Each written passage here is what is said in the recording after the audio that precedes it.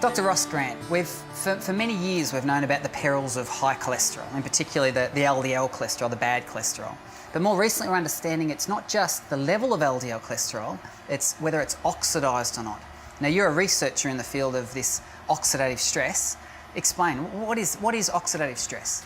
Yeah, well Darren, oxidative stress is a term that we give to a group of molecules, we call them rogue molecules. Rogue. That actually have, they're called free radicals, and they have an unpaired electron. Superoxide is an example. And what these molecules do is that they can actually create a lot of damage to tissue within the body. And that can be to any tissue. Could be the heart, could be the brain, could be the liver, could be the lungs. Right, so where do these free radicals come from? Yeah, free radicals, the body's exposed to lots of them. In fact, we're getting exposed to them every day, and they come from different sources. If we look at an obvious one, if you spend too much time out in the sun, you know you can prematurely age your skin.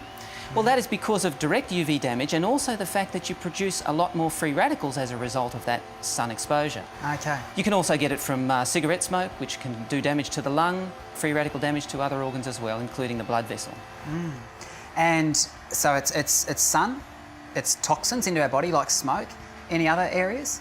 Yeah, well, you can get it, we know now. It seems the types of foods that you eat can also increase your free radical activity and your free radical exposure. Right, so the foods we consume can actually increase our oxidative stress placed upon our body. That's correct. Now, I understand you have an experiment that you're going to use to demonstrate this for us today. Can you tell me about that? That's right. So you know that high cholesterol is not good for you, and but what we're finding is actually it's the oxidised high cholesterol, which is the bad bit. Yes.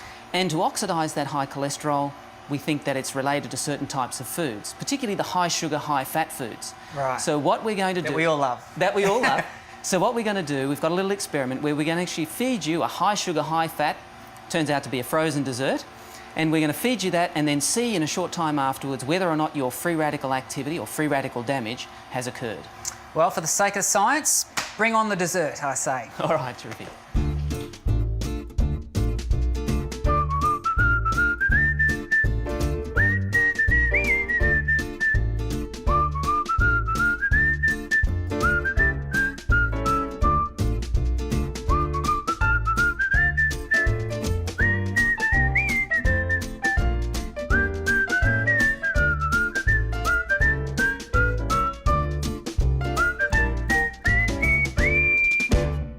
Okay, Ross, I see you have the results back. We're both willing to share, so tell us what's the damage. Well, Darren, you got a 22% increase in your free radical damage. So I've had a 22% increase in my damage just from that one meal. Just from that one meal. You've got to be joking. Yeah, it's quite incredible. Surprising. But Paul, 57% increase. 57%! Well, I don't feel so bad. Well, actually, I do. I still feel bad, but 57%, that is just phenomenal. Yeah. Look, the reason for it, and we know that there is variability between individuals in any case, but the free radical damage that you've seen as a result of after that one meal, high fat, high sugar, is probably linked also to the amount of antioxidants that you've got in order to mop up or at least to modify the amount of free radical damage. So what do you mean by antioxidants? Well, antioxidants are what the body has in order to try and protect itself against free radicals. So we know that the food that you've just eaten increases your free radical activity, and in yours it went up to give 22% more damage to your lipids, and in Paul's 57% more damage to your lipids. So why more in Paul than I? Well, one of the things we do know is that exercise increases your antioxidant capacity. Right. So you exercise quite a bit more than Paul, and we think that under the circumstances your antioxidant capacity is likely to be quite a bit higher. Right, so obviously antioxidants then are very helpful. Are there other ways that we can get them? Yes, there are. So while there are foods like the high-fat, high-sugar food that you had can increase your free radical damage, there are also the dark-coloured fruits and vegetables that actually can increase your antioxidant capacity. So the more you have of the dark-coloured fruits and vegetables, those plant-based whole foods, they seem to increase your antioxidants, whereas the high-fat, high-sugar foods seem to increase your free radicals. So I just find this amazing, that what this is evidence for is that really every meal counts, doesn't it? It's not like years of abuse of eating the wrong kind of foods will eventually cause damage.